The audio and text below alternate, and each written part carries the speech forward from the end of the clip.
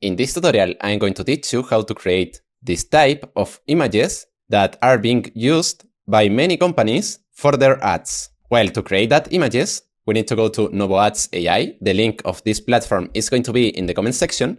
And once you arrive here, you need to create an account. After that, you will arrive here. And here, we need to go to the image section. Now we have to go to settings. And here, we need to go to model and change it to GPT Image 2.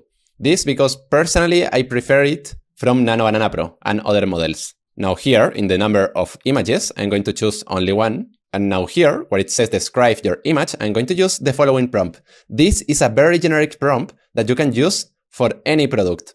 As you can see, here, I created 2 images for the Spanish tutorial, and I used the same prompt. So let's do the same. Here, we need to click in reference and upload an image of our product. In this case is a protein.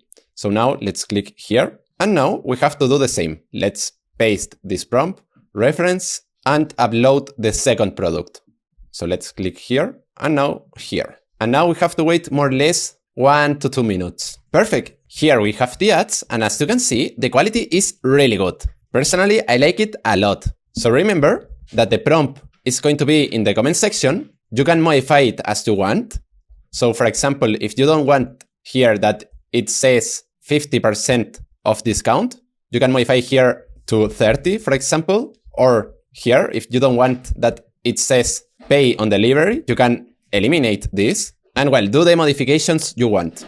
Before finishing the video, I wanted to tell you that in novoads, we have an offer that you can try the platform for just $1. With that, you will receive 10 credits, which means that, for example, you can do like 12 images with the highest quality of GPT Image 2. And if you choose another quality, for example, the medium quality, you can do like 30 images. So I recommend you to try the platform. And if you have any doubts, you can comment me in the comment section and see you in the next video.